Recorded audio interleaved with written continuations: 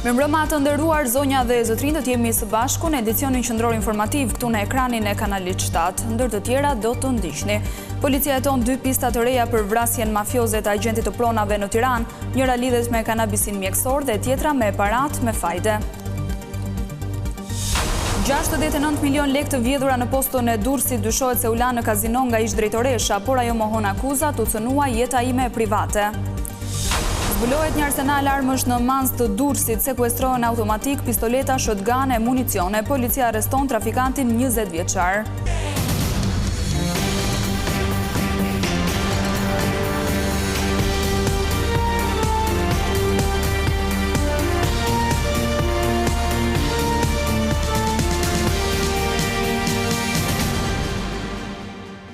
Vjem të njihemi më gjërësisht me zhvillimet kryesore të ditës.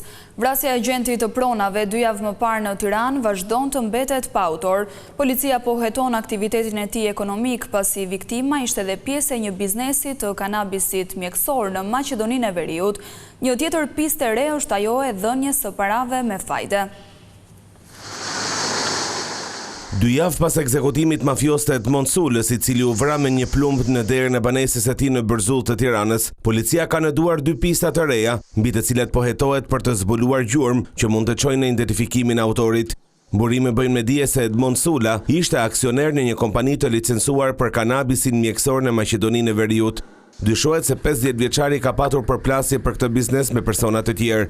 Autoritetet shqiptare pritet i drejtohen homologëve maqedona zyrtarisht për informacione me të detajuara të aktivitetit të Sulës në këtë vend. Megjithatë, deri në këtë moment nuk janë gjetur prova që pikërisht biznesi kanabisit mjekësor në Maqedoninë e Veriut të ketë qenë motivi i vrasjes. Të njëjtat burime shtojnë se parat me fajde është një tjetër pistë ku janë fokusuar gjithashtu hetuesit. Edmond Sula dhe familjarët e tij jepnin para me fajde tek persona të tjerë në Vorë, fushkruje të tjerë. Nuk përjashtohet as kjo si pistë, pasi ka dyshime se për shkak të borxheve të pashlyera, Sula mund të ketë patur përplasje me persona të tjerë. Megjithatë, pista sa i takon shitjes së pronave ku Sula kishte rolin e sekserit nuk është përjashtuar nga blut, as konfliktet fizike që viktima kishte me banorët e tjerë të zonës për shkaqe të ndryshme. Të paktën 30 deri në 40 metra mendohet të ketë qenë distanca që autori ka qelluar viktimen duke lënë të vdekur në vend. Sipas hetimeve paraprake, Sulën e ka prekur plumbin në pjesën e kurrizit dhe me pasi ka dalë në kraharor dhe si pasojë humbjes së gjakut dhe prekjes së organeve ai ndorroi jetë në vend. Megjithatë, hetuesit po verifikojnë dhe faktin që autori kishte dieni për lëvizjet e viktimës. Ky i fundit pasi ka parë ndeshjen, është shuar nga lokali dhe është nisur drejt banesës. Dyshohet se një person që ka vëzhguar 50 vjeçarin mund të ketë vendosur në dieni autorin për lëvizjet e viktimës. Policia e Durrësit ka zbuluar një arsenal armësh në një banesë në Mans. Në pranga ka rënë Ergis Pepa, 20 vjeç, që dyshohet se është poseduesi i armëve të zjarrit të gjetura brenda shtëpisë së tij.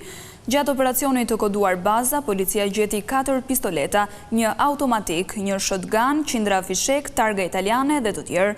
Dyshohet se banesa e të riut funksiononte si bazë për mbajtjen e armëve të zjarrit, me të cilat furnizoheshin grupet kriminale.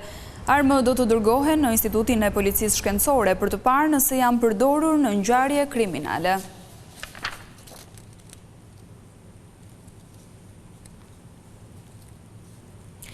Prokuroria dyshon se 10 milion lekë të pensioneve të vjedhura në postën e Durrësit janë harxhuar në kazinot e Tiranës nga ish drejtoresha, por kjo e fundit mohoi akuzat duke thënë se është cënuar jeta private. Me gjithë pretendimet e saj, gjykata e la në burg. Seanca për masat e sigurisë ndaj 3 të dyshuarave në vjedhjen e të paktën 69 milion lekëve në filialin e postës shqiptare në Durrës u shoqërua me debate të forta mes prokurorisë dhe mbrojtjes. Sipas organit të akuzës, shuma monetare është tërhequr nga arka qendrore gjatë muajve prill dhe maj përmes veprimeve kontabël të kryera në kundërshtim me procedurat, pa u regjistruar si hyrje në degët e shijakut dhe krujës. Prokuroria ngriti dyshime edhe për përdorimin e mandat pagesave të falsifikuara, duke akuzuar ish drejtoreshën e filialit Elisabeta Mataj për përvetësimin e shumës. Një nga elementet e paraqitura nga akuza ishte frekuentimi i kazinove nga Elisabeta Mataj dhe bashkëshorti i saj. Sipas prokurorisë, ajo rezulton të ketë hyrë 340 herë në kazino, përfshirë edhe periudhën kur dyshohet se janë zhdukur fondet. Për këtë janë administruar edhe pamjet filmike të hyrje-daljeve në 2 kazino në Tiranë, ndërkohë që mbrojtja e konsideroi këtë provë si cënim të jetës private, duke argumentuar se frekuentimi i kazinove nuk ka lidhje me çështjen penale. Avokatët e Mataj kërkuan një masë më të lehtë sigurie, duke theksuar se ajo është nënë e 6 fëmijëve dhe nuk paraqet rrezik për t'u shmangur drejtësisë. Ata kundërshtuan gjithashtu pretendimin se ajo ishte larguar nga vendi për të shmangur hetimin, duke sqaruar se hyrja në Shqipëri ishte bërë nga Morina, pikë kufitare që nuk pasurohet në sistemin tim sipas marrëveshjes me Kosovën. Në mbrojtje u paraqiten edhe dokumente që sipas avokatëve provojnë se Mataj kishte sinjalizuar prej muajsh pa rregullsi në sektorin e financës, kishte kërkuar kontrolle dhe masa disiplinore ndaj punonjësve përgjegjës, si dhe kishte informuar vazhdimisht drejtorinë e përgjithshme të postës. Nga ana tjetër, shefja e financës Valbona Duni deklaroi se fondet janë marrë nga zura e saj nga drejtoresha dhe nuk janë rikthyer, ndërsa arkëtarja Paula Dana mohoi të ketë përfituar para, duke deklaruar se çdo veprim në filial kryej vetëm me urdhrin e drejtoreshës. Në përfundim të seancës, gjykata la në burg Elisabeta Majtajn, ndërsa Valbona Duni dhe Paula Dana u lanë në arrest në shtëpi. Një i vdekur e 9 të plagosur. Ky ishte bilanci aksidenteve që ndodhën këtë të diel në Divjak dhe në Rëshen. Mes të lënduarve ka edhe fëmijë, të cilët fatmirësisht janë jashtë rrezikut për jetën në spital. Një aksidenti i rënd rrugor me pasojë vdekjen e një 39 vjeçari është regjistruar këtë të diel në rrugën nacionale Çerm-Divjak. 2 automjete, një BMW dhe një Opel janë përplasur kok më kok. Si pasojë e goditjes ka humbur jetën drejtuesi njërës prej makinave Bariam Kacani, babai i 3 fëmijëve. Nga aksidenti mbetën të plagosur edhe 5 persona që udhtonin me automjetin BMW. Të lënduarit u transportuan në spitalin e Lushnjës, ku po marrin ndihmën e parmjekësore, 3 prej të cilëve fëmijë ndodhen jashtë rrezikut për jetën. Grupi hetimor në drejtimin e prokurorisë po punon për zbardhjen e shkaqeve dhe rrethanave të aksidentit. Më herët gjatë ditës një tjetër aksident i rënd ndodhi në rrugën e Kombit në segmentin Milot Rëshen pranë Rubikut. 2 automjete u përplasën me forcë me njëri tjetrin duke lënë të plagosur 4 persona, 2 prej të cilëve të mitur. Shërbimet e policisë dhe ato të urgjencës ndërhyn menjëherë, ndërsa të lënduarit u transportuan fillimisht në spitalin e Rëshenit për ndihmën e parmjekësore. Për shkak të dëmtimeve të marra, ata u dërguan më pas për mjekim të specializuar në Spitalin Universitar të Traumës në Tiranë. Nga Lushnja, Rogozhina deri në Fier, banorët të zonave kalojnë mes për mes autostradës duke u bërë shkak për aksidente. Problematik janë edhe shitësit ambulant që nuk respektojnë asnjë kriter sigurie. Prania e këmbësorëve në autostrada dhe akse nacionale vijon të mbetet një shqetësim serioz për sigurinë rrugore në Fier, duke ndikuar drejt për drejt në rritjen e aksidenteve. Akset më problematike janë në Lushnja, Rogozhin dhe Lushnja Fier. Në këto rrugë që janë nyje të rëndësishme të qarkullimit rrugor, edhe numri i aksidenteve të këmbësorëve është më i lartë. Në mungesë të rrugëve të sigurta për kalim, banorët detyrohen të lëvizin mes për mes rrugës, duke rrezikuar jetën e tyre dhe të drejtuesve të mjeteve. Në Golem, Zham dhe Konja të Lushnjës, si shihet nga pamjet, banorët hipin mbi trafikndarësin e rrugës për të kaluar mes për mes në krahun tjetër, aty ku shpejtësia e lejuar makinave është 90 km/h. Ata thonë se kështu veprojnë të paktën 2 herë në ditë për të shkuar nga shtëpia në tokat bujqësore dhe anasjelltës. Mbikalimet janë shumë larg, ndërsa nën kalime nuk ka. Pse kalove mbi urnën e? Kam ku të kaloj, s'ka rrugë tjetër. Kemi 30 vjetë për në këtë rrugim. Sa herë në ditë e bën rrugën? 2 herë. 2 herë ditë. Po s'kemi po rrugën dhe s'kemi fare, s'ke fare ka shteti që s'hap rrugë. S'kemi ku kaloj, ne s'kemi më që punojmë tokën më, se s'min nuk vjezitojt punoj tokën, se s'vjen trava kundur. Situata bëhet edhe më problematike nga shitësit ambulant që ushtrojnë aktivitetin buz rrugëve nacionale si në aksin Lushnje-Çerm. Të vendosur shumë pranë kursive të qarkullimit, ata jo vetëm rrezikojnë veten, por krijojnë edhe shpërqendrim për drejtuesit e mjeteve. Policia bashkiake ka ndërmarrë disa herë aksione për largimin e tyre, duke u dhënë urdhër për të liruar hapësirat pranë rrugës. Megjithatë, këto masa nuk kanë dhënë rezultat të qëndrueshëm. S'kum del moj kiset me lek, marë ona jurës për ilaqët e mje nuk ndalin. Jo të shenë vetëra në këte. Ama fina ka ju në do zemë. Po mirë, nuk është frikë të rriti këtu që Po frikë, normal se frikë. Po që të bëjmë ja, me sakrifikë. Çfarë të thanë këta të policisë bashkiake? Ato kanë hiqe me që të themi të kam drejta, për që të themi me këtë do sheme. Ku do sheme? Ato Po më rriqi. Kuptojmë që është në rregull. Shumë në rregull është. Po ne pse jemi në rregull? Ti e merri diçka ku punon, ose unë privati që punoj, nga kështu që se mund të jetë çon 10. Po pra folën çfarë thosh për këtë aksion në sot? Po këtu shumë mirë, edhe unë gjithë apo e punë këtë. Edhe era e manda. Ajo, kryetari i bashkisë, ka i urdhët, matoj urdhën. Edhe për shkojnë ka dhënë urdhët, matojnë urdhën, s'ka ndonjë. Disa ditë më parë, policia rrugore në Fier ka gjobitur për herë të parë këmbësorët në autostradën Lushnjë-Rogozhin për kalimin mes për mes rrugës. Megjithatë, këto masa nuk kanë zgjidhur problemin përderisa mungojnë rrugët alternative. Deri atëherë, akset rrugore do të vijojnë të mbeten zona me rrezik të lartë për të gjithë përdoruesit e tyre. Një incident i rënd është shënuar në Golem, ku 5 persona, mes tyre administratori dhe 4 punonjës të një resorti, përfunduan në pranga. Ata akuzohen se penguan dhe mbajtën të izoluar inspektorët e drejtorisë së përgjithshme të tatimeve gjatë kontrollit në këtë biznes. Sipas policisë, pas denoncimit të bërë nga punonjësit e tatimeve, janë arrestuar në flagrancë administratori i resortit Sajmir Ndreca, shefi i financës Zaho Jaçaj, shefi i sigurisë Ertan Kasa, si dhe 2 efektivët e sigurisë Hamid Sula dhe Bujar Agolli.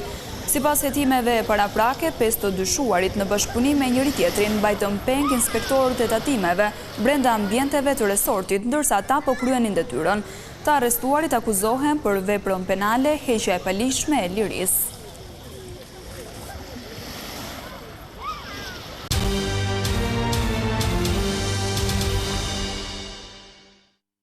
Kjo e diel shënon ditën e 50 të protestës kundër qeverisë. Qindra qytetarë janë mbledhur në sheshin Skënderbej për të zhvendosur më tej në bulevardin Dëshmorët e Kombit drejt sheshit para selisë së qeverisë. Ata kërkojnë dorëheqjen e kryeministrit Rama si dhe rrëzimin e disa ligjeve që lidhen me turizmin dhe zonat e mbrojtura. Edhe sot protestuesit pritet të kryejnë ritualin e përnatshëm të marshimit në disa prej rrugëve të Tiranës.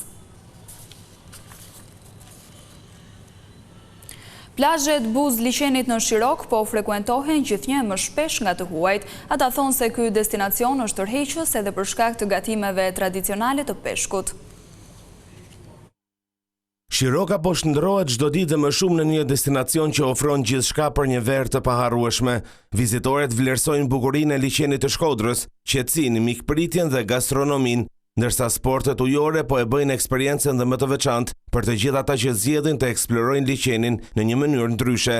Hi, I'm Maxim. I'm from Belgium and I'm staying 19 days in. Përshëndetje, unë jam Maxim. Vi nga Belgjika dhe do të qëndroj 19 ditë në Shqipëri. Dje shkuam për të notuar. Liçeni është vërtet shumë i bukur. Uji është i ngrohtë, nuk ka shumë njerëz dhe atmosfera është shumë e këndshme. Sot do të bëjmë lundrim me dëras drejt Urës pranë Kalas. Besoj se do të jetë një eksperiencë shumë argëtuese. I'm from England. Jam nga Anglia, erdha sepse është një vend kaq i bukur. Ndoshta është vendi më i bukur që kam vizituar ndonjëherë, ndaj ndihem me shumë fat që jam këtu. Mendoj se është mahnitës dhe të gjithë njerëzit që kemi takuar kanë qenë shumë miqësor. Është një përvojë mrekullueshme. Sigurisht që do ta rekomandoj. Mamaja ime dëshiron të shoh disa fotografi sepse edhe ajo ka shumë dëshirë të vi këtu. Yes, it's lovely, yeah, the weather's Po, është fantastike. Moti është shumë i nxehtë, njerëzit janë të qetë, të sjellshëm, ndërsa ushqimi është i shkëlqyer. Sapo kemi nisur udhëtimin tonë dhe do të vazhdojmë ta eksplorojmë të gjithë zonën. Deri më tani gjithçka ka qenë jashtëzakonshme. Yeah, I think some of my friends would like to come, so I definitely encourage them. Buz Liçenit dhe në hijen e malit të Taraboshit, Shiroka 6 kilometër larg Shkodrës, është një prej pasurive natyrore të kryeqendrës së Veriut. Vizitorët mund të zgjedhin ta bëjnë me biçikletë udhëtimin nga qyteti drejt fshatit të peshkatarëve. Rritja e interesit për duhanin në tregjet e huaja ka bërë që fermerët i rikthehen kultivimit të tij në zonën e Belshit, por ata ankohen për mungesën e fuqisë punëtore gjatë sezonit të vjeljes. Edhe pse për shumë vite u mendua se kultivimi i duhanit po shkonte drejt zhdukjes, në zonën e Belshit kjo traditë po rikthehet. Gjithnjë më shumë fermerë po mbjellin tokat e tyre me duhan, të nxitur nga kërkesa në rritje. Fermerët thonë se tregu është i sigurt, ndërsa pjesa më e madhe përfundon në eksport, kryesisht në vendet europiane. Endri Tabaku është rikthyer në fshatin e tij pas disa vitesh emigracion në Greqi, pasi përvoja e fituar në kultivimin e duhanit e bindi të investojë në tokat e familjes. Mas çmimit, mas fitimit, është më mirë kjo. Sa të mjellës gjore tjera, për shembull grurin këto. Treg me 6.000 lekë. Jo, e merr firma greke. Domethënë është e sigurt. Kultivimi i duhanit kërkon shumë punë dhe përkushtim gjatë gjithë sezonit, por fermerët thonë se sakrifica shpërblehet. Mielin e boj me punëtor, se kështu vjeljen vetë, që në 3-4, dje 9-10, se fillon vapa. A do më thonë a mielja, dje në vjelje. Edhe fermeri Nderim Haka kultivon duhan prej 30 vitesh. A i thot se kjo kultur ka qenë burimi kryesor i të ardhurave për familjen e tij. Megjithatë, sfida më e madhe gjatë sezonit të vjeljes është mungesa e fuqisë punëtore. Po për momentin kemi pas dhe më shumë, por tani për si vjet kemi 72. Shumë e vështirë. Një vit punë, duke filluar që ke farishtet, me kultivimin e farishteve që në janar, shkurt, është mundimi i madh. Fuqia punëtore, transporti, sistemi vaditjes, po duhet përmirësu, s'ka sistem vaditje, është në vështirësi të madhe. Kultivimi dhe tregëtimi i duhanit është një traditë e hershme në zonën e Dumres në qarkun e Elbasanit. Çdo vit prodhohen rreth 50 ton duhan, i cili eksportohet kryesisht drejt tregjeve europiane, duke u kthyer në një burim të rëndësishëm të ardhurash për 10 familje fermere. Familjar, miqë e kolegi dhanë lamtumirën e fundit gazetarit Enrik Mehmeti, i cili ndroi jetë mbrëmjen e të shtunës. Homazhet në nder të tij u zhvillua në teatrin Petro Marko në qytetin e Vlorës. Në homazhe mori pjesë edhe kryeministri Edi Rama, i cili u ka shprehur ngushëllimet familjarëve. Enrik Mehmeti ndroi jetë pas një aksidenti tragjik në plazhin e Portonovës në Zvërnec. 40-vjeçari po lëvizte me një motor me 4 rrota kur dyshohet se si pasojë e një manovre të gabuar humbi kontrollin e mjetit. Përpasoj motori u rrokullis disa herë. Gjatë aksidentit një pjesë metalike e mjetit e goditi rënd në kraharor, duke i shkaktuar dëme fatale. Kjo ishte gjithçka e përgatitur për këtë edicion informativ. Unë ju falenderoj për vëmendjen. Bashkë mirëpafshim.